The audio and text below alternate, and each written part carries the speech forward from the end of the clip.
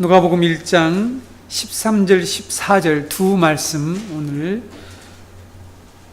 제가 여러분 앞에 낭독해 드리겠습니다. 천사가 그에게 이르되 사가랴여 무서워하지 말라. 너의 간구함이 들린지라. 내 아내 엘리사벳이 내게 아들을 낳아 주리니 그 이름을 요한이라 하라. 너도 기뻐하고 즐거워할 것이요 많은 사람도 그의 태어남을 기뻐하리니. 아멘. 너의 간구함이 들린지라 라는 이런 제목으로 오늘 우리 같이 말씀을 나누도록 하겠습니다. 지난 시간 강론에서 사가랴 제사장이 향단 우편에 나타난 이 천사를 보고 어떤 반응을 보였습니까? 놀라며 두려워했던 그런 내용들을 우리가 살펴보았죠. 그 사건을 통해서 하나님이 맡겨주신 직무를 열심히 또 최선을 다해서 할 수 있지만 하나님의 그 임재와 하나님의 응답하심에 대해서 기대 없이 우리들도 예배에 참석할 수 있고 또한 맡겨진 어떤 일들을 열심히 해나갈 수 있다. 그런 우리들의 신앙의 문제점들을 우리가 살펴보았습니다. 오늘 계속해서 사가랴에게 나타난 이 천사가 전한 기쁜 소식에 관한 말씀들을 함께 우리가 살펴보도록 하겠습니다. 본문 13절 오늘 말씀을 우리가 읽은 대로 보면 하나님의 성소에 제사장의 직무를 행하려 들어갔다가 천사가 향단 우편에 선 것을 목격하고 놀라고 두려워했죠. 이 제사장에게 천사가 무서워하지 말라라고 그를 진정시키는 것을 볼 수가 있습니다. 그렇죠? 향단에 서 있는 천사를 보고 두려워했습니다. 두려워한 그 이유들, 물론 그 놀라운 하나님의 그 임재를 보고 대부분의 구약에서도 하나님을 만난 사람들이 첫 번째 보인 반응들이 두려워하는 것인데 전혀 예상치 못했기 때문이라고 지난 시간에 말씀을 드렸습니다. 그래서 이제 천사는 하나님의 이 두려워하지 말라라고 하는 말씀으로 진정을 시킨 후에 하나님의 그에게 해주신 기도 응답의 내용과 세례 요한의 이 출생에 관한 소식을 전해줍니다. 너의 간구함이 들린지라. 이것은 하나님께서 기도 응답을 해주셨다는 그런 내용이죠. 그러면 사가랴는 무엇을 하나님께 기도해 왔는가? 그리고 어떤 내용을 도대체 응답을 받게 되었을까? 자, 우리가 말씀을 항상 이렇게 피상적으로 보면 안 됩니다. 묵상하는 일이 참 중요한데 깊이 말씀을 묵상을 하지 않으면 우리는 이 겉에 있는 문자를 보고 쉽게 그 말씀을 파악할 수가 있는데요. 여기에 사가랴가 무엇을 하나님께 기도해 왔을까? 그리고 어떤 내용을 너의 간구가 지금 하나님께 응답되었다라고 이 천사가 말하는 것일까? 네. 과거에 자식이 이렇게 자신들이 자녀를 낳을 수 없었을 때, 자녀를 낳을 수가 있었을 때죠. 자녀를 낳을 수 있었다고 생각하는 그럴 때에는, 젊었을 때에는 자녀를 달라고 기도를 했겠죠. 그렇죠? 자식이 없으니까. 지난번에 배운 것처럼 그런 수치고 하나님의 저주의 하나의 증거처럼 하는 그런 문화 가운데 살았으니까 고통이었고, 그래서 하나님께 기도를 했겠죠. 그러나 지금은 자신이나 자기 아내도 나이가 많아서 이제 더 이상 자식을 낳을 수 없다는 그 현실적 판단을 분명히 했단 말이죠. 그래서 그들은 더 이상 그런 기도를 하지 않았겠죠. 그렇죠? 판단이 종료됐는데 기도를 했겠어요? 상황을 더 이상 바꿀 수 없다는 거. 이제 늙어서 자식을 낳을 수 없다는 판단을 했기 때문에 그런 기도는 하지 않았겠죠. 18절을 보면은 우리가 분명히 알 수 있습니다. 사가랴가 천사에게 이르되 내가 이것을 어떻게 알려? 지금 세례 요한을 출생하게 된다라고 얘기하는 게 요한을 내가 늙고 아내도 나이가 많다 이렇게 하면서 불가능한 일을 지금 얘기하지 말라 이런 이제 반응을 보이는 걸 볼 때에 이미 이 사가랴와 엘리사벳은 아기를 낳을 수 없는 그런 상황에 있다는 것들을 우리가 알 수 있겠죠.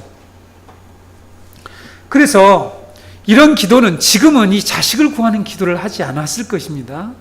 그런데 이어서 요한의 출생에 관해서 이렇게 말을 하잖아요. 그러니까 주께서 하나님께서 너의 간구함을 들어주셨다라고 하니까 그 기도의 내용이 곧 자식을 낳게 해달라고 하는 그 간구를 들어주신 것처럼 볼 수가 있어요. 왜냐하면 이어서 요한의 출생에 관한 소식을 얘기를 한단 말이에요, 천사가. 그렇죠? 그래서 이렇게 소식을 전한 걸 보면 사가랴는 자식을 하나님께 간구했고, 달라고 하나님께 간구했고, 하나님 그 자식을 주시겠다고 응답하는 것처럼 지금 보인다는 거예요. 네. 그래서 제가 앞에서 말씀을 피상적으로 보면 안 된다고 그랬습니다. 사실 사가랴가 하나님께 받은 기도의 응답은 이 자식을 달라고 하는 그 기도의 응답을 받은 것이 아니라는 사실이죠. 사가랴가 하나님께 받은 기도의 응답은 자기 백성을 위한 하나님의 구원 행위에 맞추어져 있다는 사실을 일단 알아야 됩니다. 하나님의 구원 행위에 맞춰져 있다는 사실을 우리가 이 본문에서 깨달을 수가 있다는 거죠.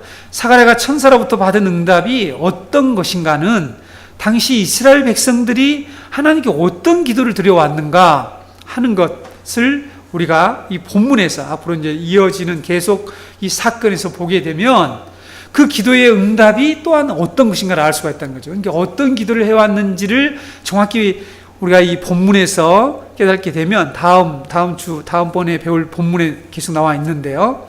그러면 하나님이 지금 오늘 너의 간구함을 들었다고 하는 이 기도의 응답 내용이 무엇인 것을 정확하게 알 수 있다는 사실입니다. 여러분 2장에 가게 되면, 누가복음 2장에 가게 되면 시므온과 안나 선지자의 기도에 대한 내용이 나옵니다. 그렇죠? 시므온은 응답을 받게 되고 기도를 해왔고, 아주 경건한 시므온은 기도의 응답을 받게 되고, 주님을 메시아를 보기 전에는 죽지 않는다라고 하는 이런 성령의 지시함을 받을 정도로 열심히 기도했고 그 소망을 품고 계속 살아왔습니다. 그런 기도의 내용이 나오죠. 응답받은 내용이 나오고, 또한 안나 선지자의 기도의 내용이 나오고 있죠. 그들의 기도의 내용이 무엇이었습니까? 이 이스라엘의 위로가 될 이 메시아의 도래, 메시아의 오심에 대한 그런 기도를 해왔다는 거죠. 그리고 예루살렘의 구속, 속량이라 나와 있죠. 예루살렘의 구속을 위하여서 이 시몬, 안나 선지자는 금식하면서 성전에서 열심히 기도를 했습니다. 그러니까 신실한 이스라엘 백성들의 기도의 내용은 어떤 것이었냐면 하나님의 구원 약속을 성취해달라고 하는 그런 내용을 기도해왔다는 사실입니다. 그렇다면 제사장인 사가랴 역시 지금은 자식을 위한 기도를 하지 않았죠. 과거에는 그렇게 할 수 있었겠지만, 과거에 젊었을 때는, 지금 드리는 이 기도는 자식을 달라는 그런 기도가 아니었다는 것입니다. 그러니까 사가랴 제사장도 지난 우리가 살펴본 것처럼 아주 신실하고 경건한 그런 사람이었으니까 어떤 기도를 했겠냐는 거죠. 그가 한 기도는 즉 하나님의 약속을 붙들고 그 약속이 성취되기를 간구하는, 즉 다시 말해서 요약하자면 하나님의 구원 언약의 성취를 위해서 하나님께 기도를 해왔다는 사실입니다.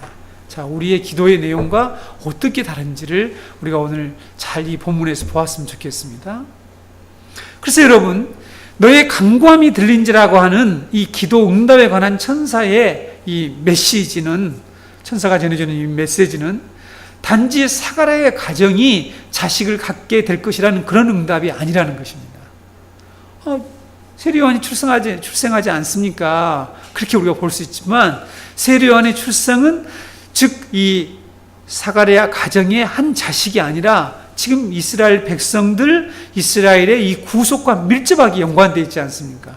그래서 이스라엘 백성들과 사가랴가 간구한 하나님의 구원 약속이 이루어지게 되었다고 하는 그 기도의 내용을 응답하셨다는 말씀으로 여러분들이 깨달으셔야 합니다. 잘 생각을 해보세요, 본문을.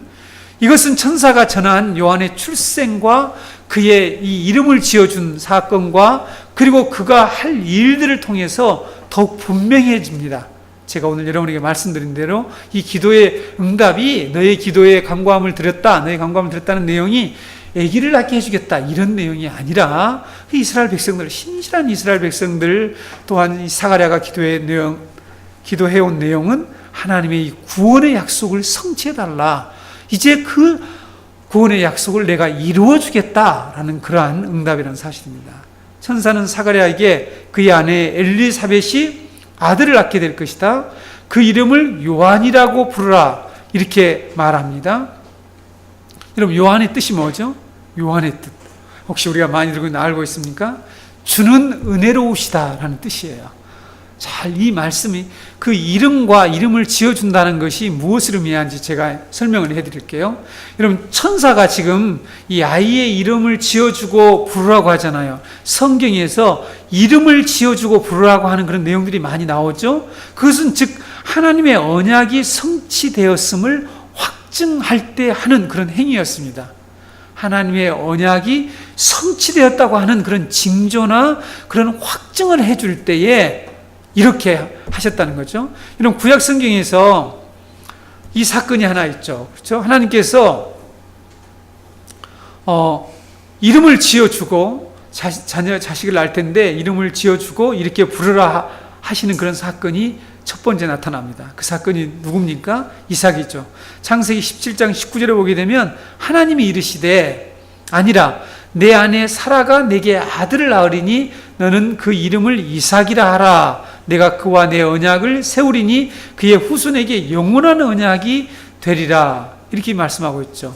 이스마엘이나 자식을 낳을 가망이 전혀 없다는 것을 알고 하나님이 너에게 약속의 자손을 주시겠다, 많은 모래, 하늘의 별처럼 바다의 모래처럼 자손을 주시겠다고 했는데 하나님 주시지 않는 거죠. 그래서 이제 더 이상 자식을 낳을 수 없는 상황이 되어서 아브라함이 뭐라고 얘기합니까? 자기 집에 기르는 종, 자기 집에 있는 그 종을 이게 후사로 상속자로 삼겠다고 하니까 아니다 이렇게 말씀을 하고 내가 아들을 낳는데 이름을 이삭이라 하라 이렇게 이름을 지어서 그에게 말씀하십니다. 하나님께서 당신의 언약을 확인시켜 주시는 이 중요한 행위라는 사실입니다. 또 하나님이 이름을 지어주시는 일은 하나님의 언약이 성취되었다는 징조를 보여주시는 그런 일이기도 한다는 거죠. 이름을 지어주시는 것이 이사야 7장 14절에 그러므로 주께서 친히 징조를 너에게 주실 것이라. 보라, 처녀가 잉태하여 아들을 낳을 것이요 그의 이름을 임마누엘이라 하리라. 이렇게 말씀하고 있습니다. 여기서 이 메시아의 탄생에 관한 말씀인 것을 잘 알고 있죠. 아들을 낳는데 그 이름을 임마누엘이라 이름을 지어서 하나님께서 그렇게 명령을 하십니다. 주시면서 요한의 이름을 지어주시고 부르게 한 이 사건 마찬가지입니다. 하나님의 언약이 성취되었음을 확증하는 사건이라는 거죠. 여러분, 이스라엘 백성들이 400년 동안 하나님의 은혜를 전혀 맛보지 못하고 살아가고 있었습니다. 하나님의 은혜가 중단된 상태였죠. 그들은 지금 하나님의 심판을 받고 있었습니다. 하나님의 은혜를 지금 거두시는 방법이 한 가지겠죠. 성경에서 하나님의 은혜를 거두어 버리는 방법이 하나 있는데 지난번에도 말씀드렸듯이 하나님께서 더 이상 계시를 주시지 않고 침묵해 버리는 것이죠. 더 이상 당신의 뜻을 계시하지 않는 것, 이것이 하나님의 징계고 하나님의 은혜를 거두시는 그런 방법이라는 거죠.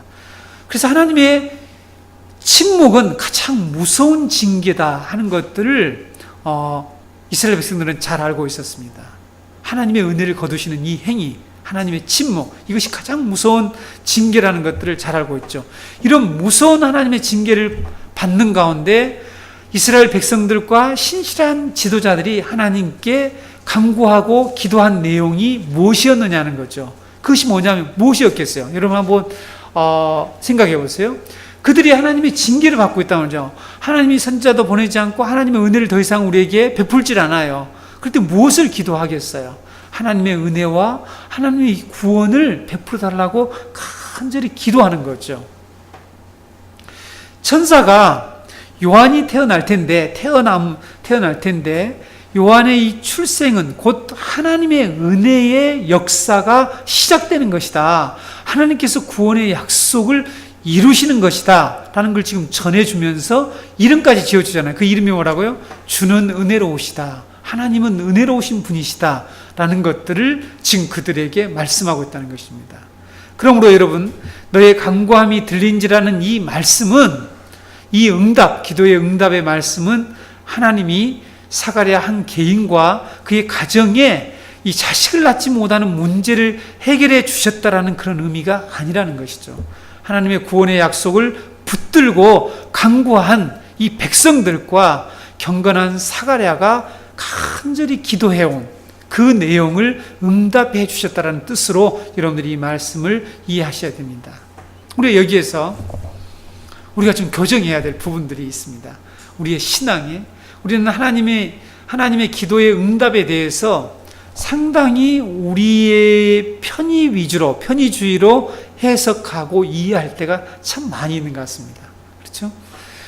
우리가 무엇이나 간절히 하나님께 구하면 응답해 주시고, 또 우리가 너무 미련하고 어린이 같기 때문에 어린아이와 같이 참 연약하고 부족하기 때문에 하나님은 우리의 요구를 우리가 어리석고 미련하기 때문에 들어주신다, 억지로라도 들어주신다 라는 이런 말을 우리가 종종 듣는단 말이죠.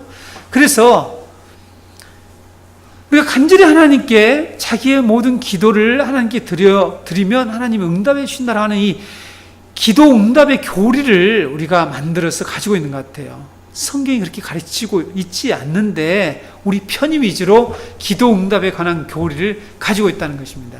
기도 응답은 하나님의 계획에 맞춰서 하나님이 기도를 응답하신다라고 성경이 말씀하고 있는데 우리는 그렇게 믿고 있지 않는다는 거죠.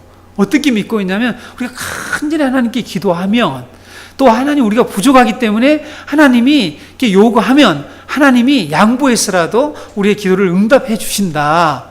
이런 이제 사람들이 만드는 기도 응답의 교리들이 아까 우리가 이런 말씀들도 잘못 보게 만든다. 이렇게 기도해왔던 것이 자식을 주시는구나. 그래서 간절히 기도하면 하나님이 이처럼 자식을 낳을 수 없는 불가능한 상태에서도 하나님께서 우리에게 이러한 응답을 해주시는 분이다 라는 그런 우리가 이론들, 그런 어떤 신앙을 가지고 있습니다. 우리 주위에서 그런 사람들이 많죠. 그래서 기도는 불가능을 뭐 한다 막 이런 얘기하면서 막 불가능한 일도 해결된다라고 기도의 능력 이렇게 하면서 이런 이제 본문들을 근거를 내시는 거죠. 불가능하지 않냐, 환경적으로는 불가능하다, 이렇게 우리가 하나님이 우리에게 우리의 기도를 들어주시는 것들을 그렇게 이해하고 있는 사람들이 참 많이 있죠. 그렇죠? 참 듣기에는 은혜스럽잖아요. 그렇죠? 너무 은혜스럽잖아요. 그때 또 은혜까지 붙여가지고 너무 은혜스럽다. 근데 성경은 그렇게 말씀하고 있지 않다는 것입니다. 그렇죠? 그런 은혜로운 얘기를 들으면 사람들이 그래 막 힘이 나잖아요. 나도 무조건 기도해야겠다. 어떤 기도는 내가 기도가 부족하지 막 이렇게 생각을 하고 있단 말이에요. 그런데 오늘 본문은 오늘 이런 말씀 전혀 그렇지 않다는 거죠. 하나님이 자신의 계획을 가지고 자신의 때에 그 일을 이루어가고 계시는 것이죠. 아무리 기도해도 하나님 들어주지 않죠. 그렇죠? 왜 그러면 진즉 들어주지 지금 들어주냐고요. 예를 들면 사가랴나 엘리사벳이 정말 하나님 너무 고통스럽습니다. 우리 친척이 이번에 추석에 집에 갔는데 자식도 못 낳고 예수 믿는 사람이 왜 그러냐, 축복도 못 받냐 막 이렇게 얘기하던데요. 너무 괴롭습니다. 자식 달라. 이렇게 만약에 기도를 했을 때 왜 그때 안 들어주고 지금 뭐 더 기도를 오래 길게 하도록 해서 하나님이 들어주신 것입니까? 그렇지 않다는 거죠. 그렇죠?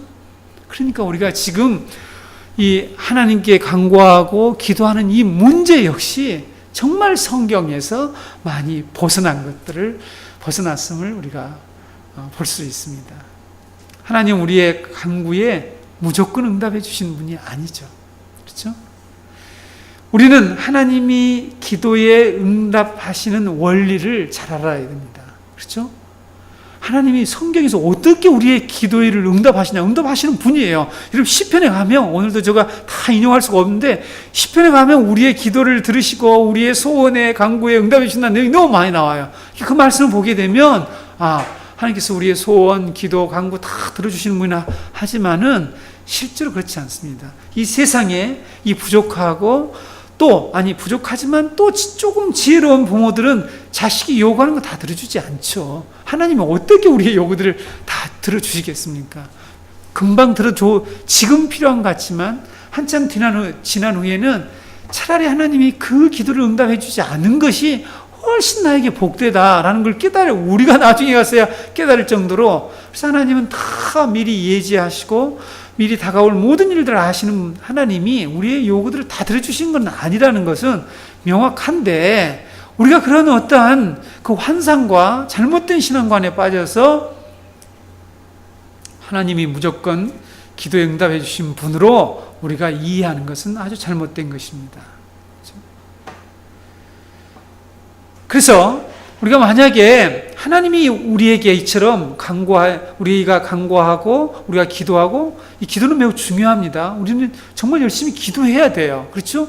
기도를 폄훼하거나 기도의 중요성을 우리가 폄하해서는 안 되겠죠? 그러나 우리가 하나님이 어떻게 우리의 기도를 들으신 분이신가 하는 것을 성경적으로 이해하는 건 매우 중요합니다. 그렇지 않으면 기도의 응답을 받고도 이런 일이 벌어져요. 이런 일이란 뭐냐면 불신하게 된다는 사실입니다. 자, 그럼 사가랴가 너의 간구함을 들었느니라 하는데, 사가랴는 어떻게 그런 일이 일어날 수 있겠습니까 하고 바로 불신을 하게 되죠. 그렇죠? 자, 여러분, 이 사건들이 어떻게 전개는 자세히 보셔야 합니다.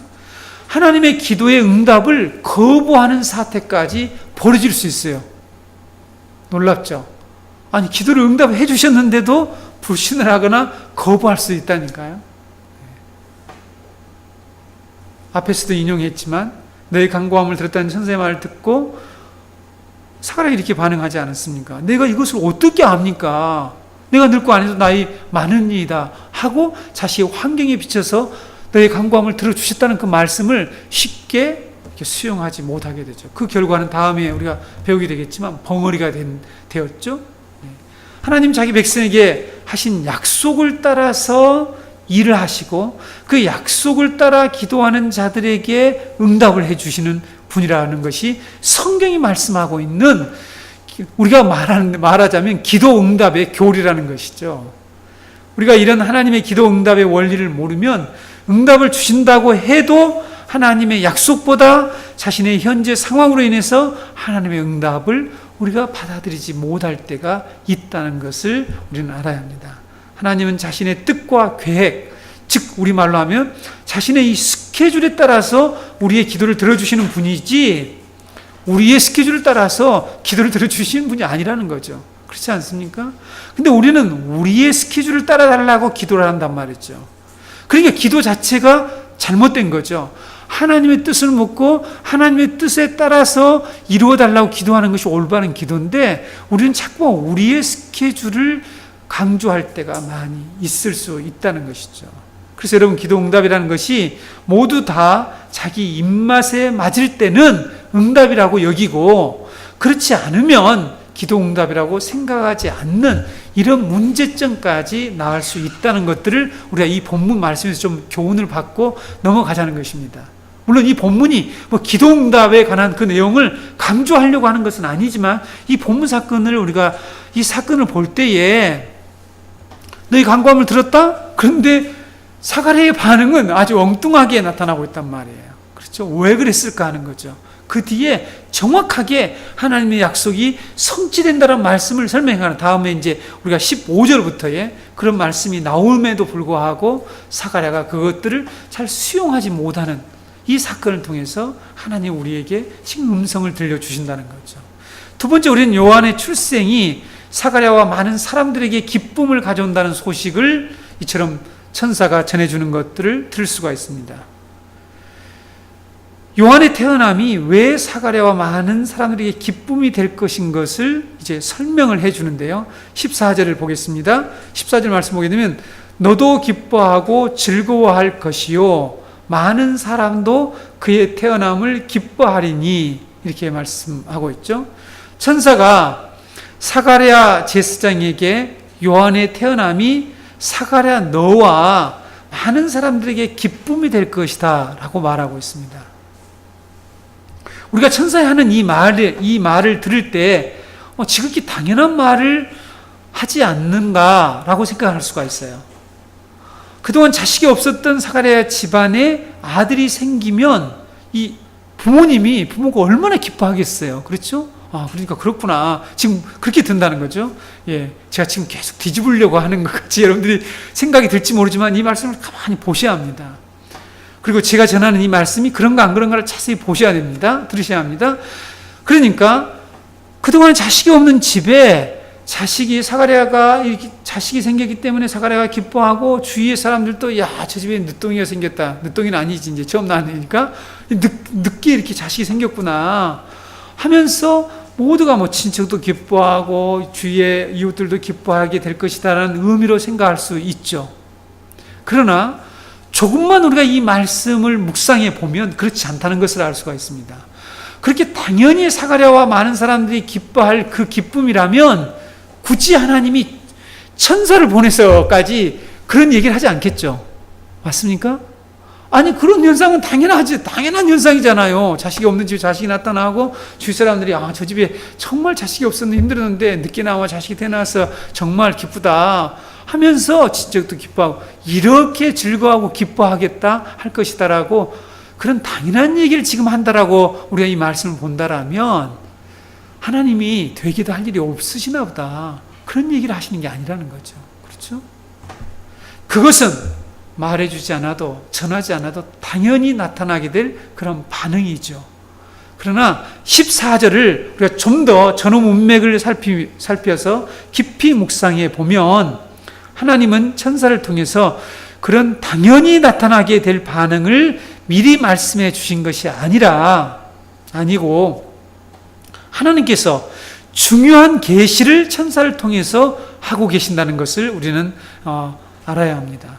사가랴와 사람들이 기뻐해야 할 이유는 단순히 그 집에 자식이 이렇게 출생해서 태어나서 자식을 낳지 못한 엘리사벳이 아들을 낳았기 때문이 아니라 그것은 세례 요한의 신분과 사명 속에 나타날 이 세례 요한을 통하여서 이루어질 하나님의 이 구원 때문에 사람들이 기뻐하게 될 것이다. 너도 그것을 기뻐하게 될 것이다. 지금 그 말씀을 하고 있다는 것이죠. 본문에서 이런 기쁨과 즐거움이라고 하는 이 헬라어 단어가 중요합니다. 헬라어 단어가 이 기쁨이라는 단어, 그 다음에 즐거움이라는 단어가 카라와 아갈리아시스라고 하는 그런 단어입니다. 물론 여러분들 기억하지 않으셔도 되는데 이 단어들은 하나님이 일하셔서 나타난 그런 결과들을 말할 때에 사용하는 단어입니다.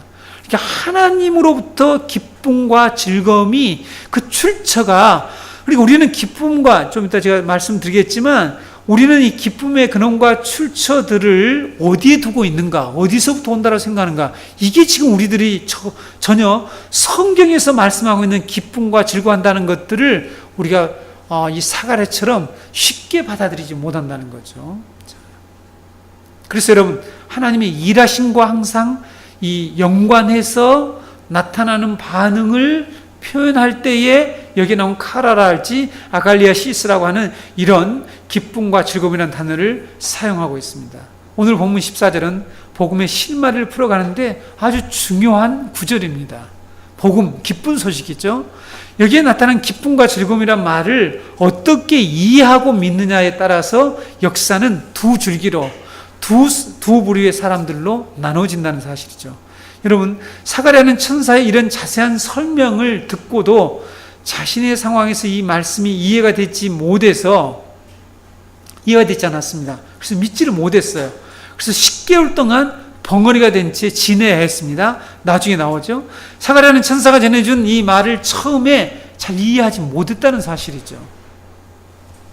너도 기뻐하고 많은 사람들이 기뻐하고 즐거워하게 될 것이다 라는 이 말씀을 이해하지 못했습니다. 그런 나중에 성령이 그에게 충만히 임재한 후에야 깨닫게 되고, 또 엘리사벳도 마찬가지로 나중에 이제 찬양을 하게 됩니다. 뒤에 여러분들이 보시게 되면, 우리가 누가복음 1장을 자세히 읽어보게 되면 사가랴와 엘리사벳이 이 아이가 태어나서 기뻐했다는 표현이 나타나고 있지 않습니다.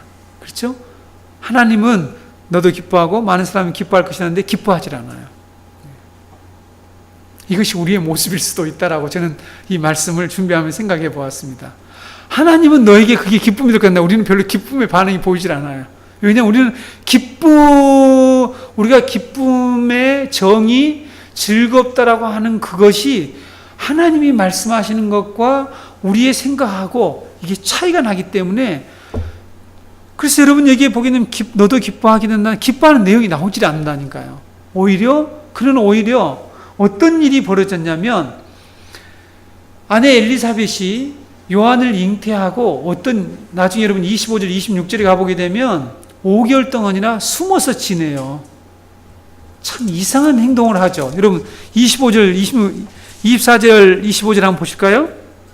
이후에 그의 아내 엘리사벳이 잉태하고 5달 동안 숨어 있으며 이르되 주께서 나를 돌보시는 날에 사람들 앞에서 내 부끄러움을 얻게 하시려고 이렇게 행하심이라 하더라. 왜 5달 동안이나 이렇게 숨어 있었을까 하는 거죠. 물론 몰라서 그럴 수 있어요. 왜냐하면 뭘 몰랐냐면 사가랴가 벙어리가 되었잖아요. 그래서 하나님께서 전해주는 말씀을 이렇게 커뮤니케이션이 안 되어서 전혀 듣지 못했기 때문에 하나님이 지금 행하신 일들을 전달이 안 돼서 이룰 수가 있을 수 있겠죠. 근데 왜 이것이 부끄러운 일인지를 우리가 나중에 한번 살펴보겠지만 부끄러워 이렇게 숨어서 지내는 이런 행동을 하는 것을 볼 수가 있습니다. 이스라엘 백성들 중에서도 요한의 출생이 하나님의 약속의 성취고 하나님이 구원의 은혜를 베풀기 시작했다는 이러한 사실로 이해한 사람들은 기뻐하고 즐거워했겠지만 요한이 누군지, 지금 사가랴의 가정에 출생하는 이 요한이 누구인지, 하나님께서 구약에서 예언한 요한의 사역에 대해서 이 말씀을 통해서 잘 이해하지 못하고 있는 사람들은 지금 천사가 사가랴에게 한 이 기쁨과 즐거움을 전혀 맛보지 못했다는 거죠. 그러니까 여러분, 우리가 이 복음의 소식을 듣지만 하나님의 이 약속을 알지 못하는 사람들은 기뻐할 수가 없다는 사실이죠.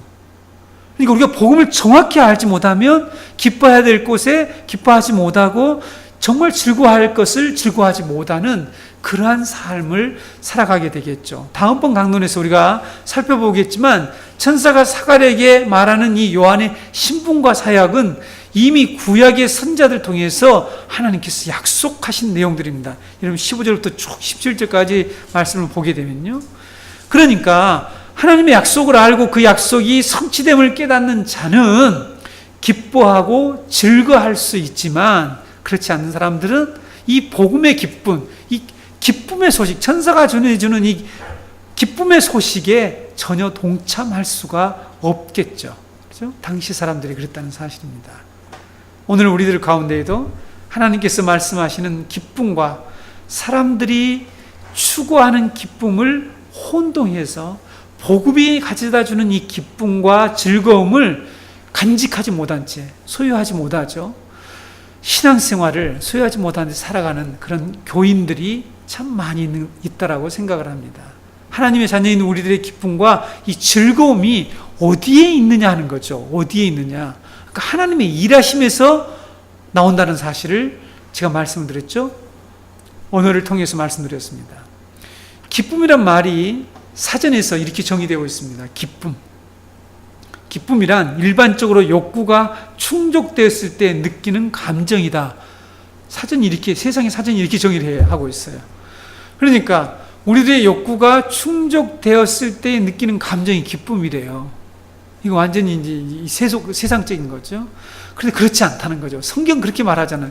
우리의 욕구와 욕망이 충족되었을 때 기쁜 것은 그것은 성경이 말하는 기쁨이 아니다라고 말씀하고 있죠.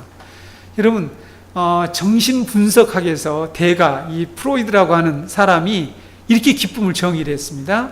기쁨이란 선천적인 감정의 하나로서 육체적인 쾌감이라고 정의를 했습니다.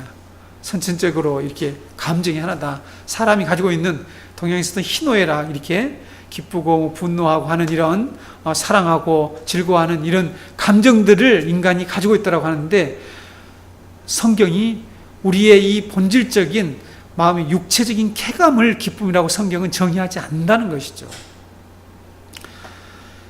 자신들이 원하는 것, 욕구가 충족되면 기쁨의 감정, 육체의 쾌감을 느낀다라고 얘기하는데 그것이 아니라는 것들을 우리가 알아야 합니다. 그렇죠? 사람들이 지금 이 세상에 많은 사람들이 이 기쁨을 쫓아서 살아가고 있죠. 그렇죠? 그래서 우리가 그 기쁨을 쫓아갈 수도 없으니까 그리스도인들은 애매모호한 그런 삶을 살아야 될 때가 있어요. 제가 예전에 청년기 때 참 이 복음이 제대로 서지 못했을 때에 나도 저런 세상 사람들처럼 저렇게 막 그런 일을 한번 해보고 싶다.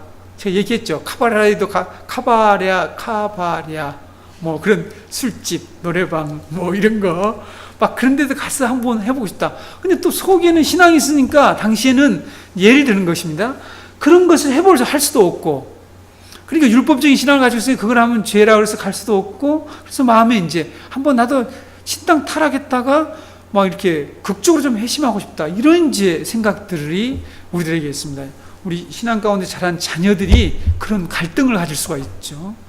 그래서 항상 이 사람들은 이 신앙을 무슨 옥죄는 것으로 통제하는 것으로 이해하게 되면, 이제 복음을 정확히 모르게 되면 이 신앙이 우리를 통제하는 것처럼 느껴지죠. 사람은 통제를 하게 되면은 자기의 감정을 분출하려고 하고 그런 것도 돌파구로 찾게 됩니다. 그렇죠? 그래서 통제사에서는 언제든지 감정을 폭발하려고 하죠. 이런 여러 가지 이제 우리가 우리 인간의 그런 어떤 감정들이 있는데 성경은 그걸 기쁨이라고 얘기하지 않는다는 것입니다. 세상이 말하는 기쁨, 이것은 인간의 욕망을 채워주는 환경과 상황에 근거하는 것들이죠. 그래서 일시적이고 환경적입니다.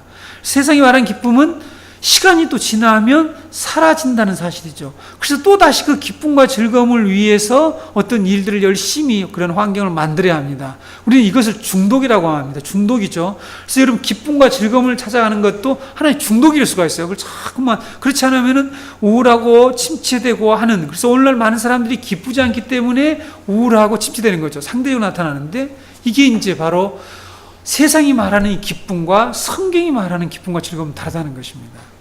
성경이 정의하는 기쁨은 한마디로 얘기하면 영혼의 만족이에요. 영혼의 만족. 그렇죠?